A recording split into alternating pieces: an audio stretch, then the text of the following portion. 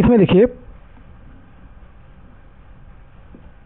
पहला सवाल हमारा है कि निम्नांकित सारणी में रिक्त स्थानों की पूर्ति के लिए सारणी के नीचे 4 विकल्प दिए गए हैं जिसमें से केवल एक ही सही है। सही विकल्प चुनकर रिक्त स्थानों की पूर्ति कीजिए। हल देखिए क्या करना है। एक टेबल दिया है, इसमें सारी संख्याएं भरी हैं मगर एक जगह खाली है, ठीक है ना। अब इस एक जगह को हमें भरना है। तो कैसे भरना है, तो हम देखेंगे ये जो नंबर भरा है इसका कोई फॉर्मेट है क्या, कोई सीरीज बन रही है। तो हम देखें सीरीज कैसे बन रही है।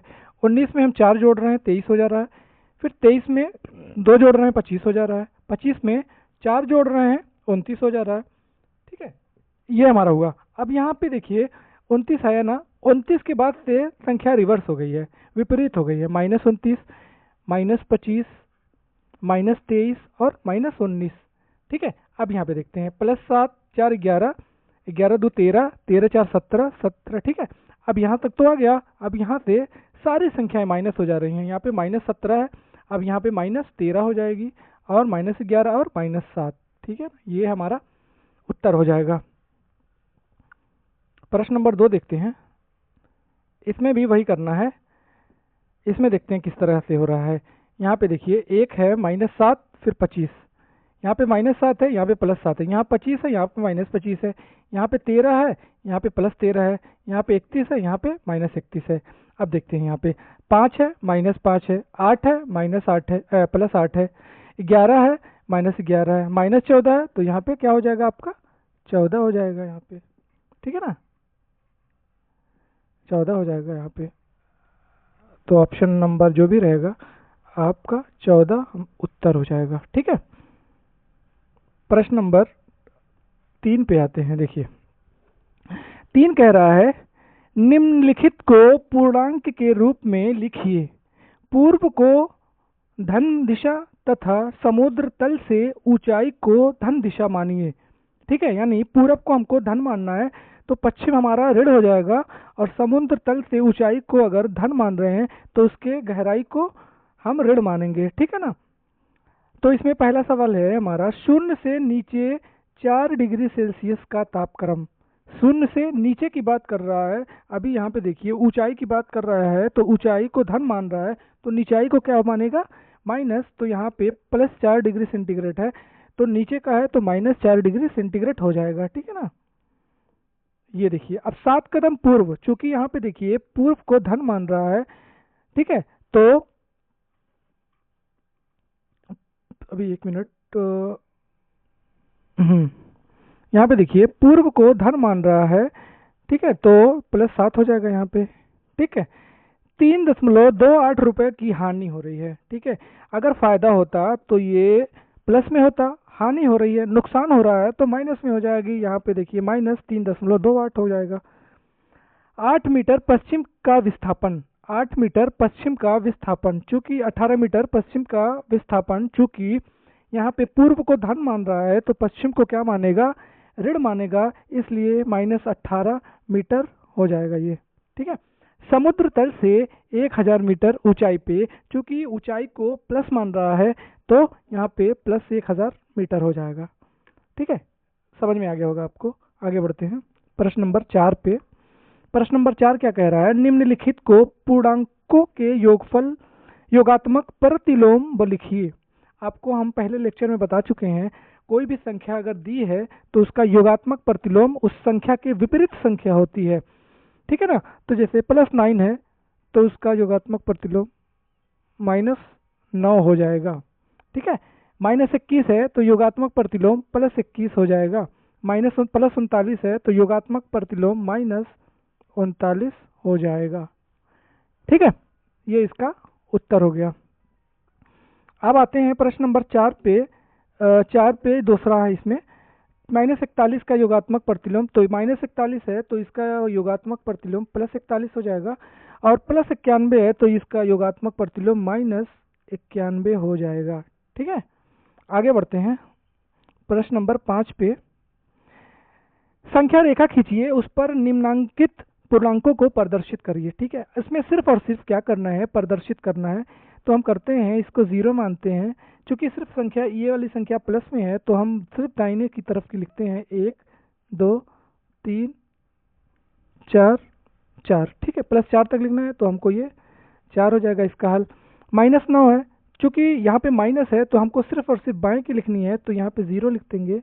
-1 -2 -3 -4 -5 -6 -7 और -8, एक और ले लेते हैं, -9। ठीक है, ये इसका उत्तर हो जाएगा। यहाँ पे देखिए प्लस है तो सिर्फ हमको दाएं की लिखनी है, तो 1 हो जाएगा, 2 हो जाएगा, 3 हो जाएगा, 4 हो जाएगा, 5 6 और 7। ठीक है, -3 लिखनी है तो इसका मतलब हमको बाएं साइड जाना है, तो -1 -2 और -3। ठीक है, यहाँ पे प्लस है, -6 है तो यहाँ पे हमको करना है, यहाँ पे ले लीजिए 0 -1 -2 और -3 और -4 -5 और -6। बस हमको प्रदर्शित करना है, बाकी इसी तरह करना है।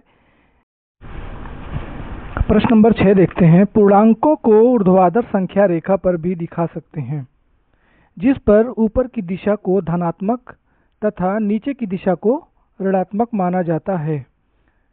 पार्श्वांकित संख्या रेखा देखिए और निम्नांकित प्रश्नों के उत्तर दीजिए। तो यहाँ पे देखिए एक हमारा ऊर्ध्वाधर रेखा है, ठीक है ना, इस पे कुछ बिंदु हैं, उस बिंदु पे सेंटर में एक 0 है, ऊपर की साइड में जितने भी हैं पॉजिटिव हैं धनात्मक, नीचे की साइड में जितने भी हैं ये ऋणात्मक हैं। ठीक है ना, तो इसमें पहला सवाल देखते हैं क्या होता है। ए बिंदु +7 है तो कौन सा बिंदु -7 है। यहाँ पे देखिए जैसे +7 ए है तो -7 क्या होगा हमारा, ई होगा। ठीक है ना, तो यहाँ पे हमारा हो जाएगा ई। ठीक है, बिंदु बी देखिए दूसरा है, बिंदु बी किस पूर्णांक को निरूपित करता है।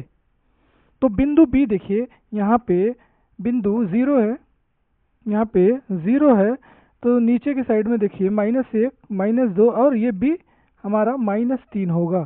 ठीक है, तो -3 कौन होगा हमारा, बी होगा। ठीक है, बिंदु बी का विपरीत बिंदु कौन सा है। जैसे बिंदु भी हमारा -3 है तो -3 का विपरीत क्या होता है, +3।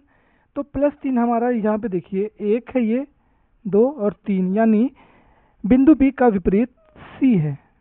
ठीक है, अब घ देखिए बिंदु डी के और यल से निरूपित पूर्णांक लिखिए।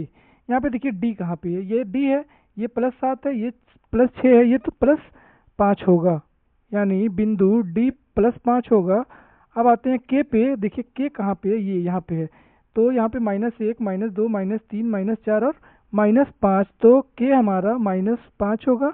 और यल देखिए कहाँ पे है, ये यल यहाँ पे है, तो ये +7 है ए, तो उसके नीचे है +6 हो जाएगा। ठीक है, ये इसका आंसर हो जाएगा। अंगा देखिए बिंदुओं डी के और यल के विपरीत को बताइए। ठीक है, जैसे डी +5 है तो +5 का विपरीत -5 होता है, -5 है तो +5 होता है इसका विपरीत, +6 है तो इसका -6 होता है विपरीत। ये है इसका उत्तर। ठीक है, आगे बढ़ते हैं, प्रश्न नंबर 7 में आते हैं। क्या कह रहा है प्रश्न नंबर 7, देखिए निम्नांकित के बीच के सभी पूर्णांक लिखिए। तो -2 और +3 के बीच पूर्णांक लिखना है, तो -2 के बीच में -1 आता है, 0 आता है, 1 आता है और 2 आता है। ठीक है, 0 और 5 के बीच में लिखना है, तो 1 2 3 4 और 5 हो जाएगा। -4 और +4 के बीच में लिखना है, तो -3 -2 -1 0 1 2 और 3। ठीक है, -5 और +2 के बीच का पूर्णांक हो जाएगा -4 -3 -2 -1 0 1। ठीक है, -3 और +5 के बीच में हो जाएगा, तो -2 -1 0 1 2 3 4। ठीक है, -8 और +4 के बीच में हो जाएगा -7 -6 -5 -4 -3 -2 -1 0 1 2 3 और 4, ये इसका उत्तर हो जाएगा। ठीक है, आगे बढ़ते हैं, प्रश्न नंबर 8 पे देखते हैं। निम्नांकित संख्या रेखा देखिए, इसकी सहायता से निम्नांकित पूर्णांकों को के जोड़े के बीच के पूर्णांक को आरोही क्रम में लिखना है। पिछला वाला ही सवाल है लेकिन इसमें आरोही क्रम में लिखना है। ठीक है, बढ़ता हुआ क्रम में। -2 और 5 के बीच का पूर्णांक, तो -2 के बीच में आता है -1, ठीक है, और 0 1 2 और 3 और 4, ये बढ़ता हुआ है। ठीक है, -4 और 0 के बीच में, तो -3 -2 -1 0 0 नहीं लिखना है, बीच में लिखना है बस। 3 और 8 के बीच में लिखना है। 3 और 8 के बीच में 4 हो जाएगा, 5 हो जाएगा, 6 हो जाएगा और 7 हो जाएगा। ये रहा इसका आंसर। ठीक है, प्रश्न नंबर 8 का उत्तर हो जाएगा ये सारा। अब आते हैं उसमें, देखिए अभी 3 और है। 0 और 4 के बीच में, तो 0 और 4 के बीच में हो जाएगा 1 2 और 3। -5 और -2 के बीच में हो जाएगा -4 -3। ठीक है, -1 और 4 के बीच में हो जाएगा 0 1 2 और 3, ये इसका उत्तर हो जाएगा। अब आते हैं प्रश्न नंबर 9 पे। निम्नलिखित के निरपेक्ष मान ज्ञात कीजिए। निरपेक्ष मान वाली जो पहली वाली वीडियो है, इसमें हमने निरपेक्ष मान बताया था कि जो भी मॉड के अंदर वैल्यू है, या तो निगेटिव है या पॉजिटिव है या धनात्मक है या ऋणात्मक है, तो उसका जो रिजल्ट आने वाला है, जो आंसर आने वाला है, वो पॉजिटिव आएगा, धनात्मक आएगा। तो यहाँ पे देखिए का वाला -13 है, तो इसका जो है +13 हो जाएगा। +12 है तो ये 12 हो जाएगा। -37 है तो +37 हो जाएगा। 0 है तो 0, 47 है तो 47 ही रहेगा, और 101 है तो 101 हो जाएगा। ये इसका उत्तर हो जाएगा।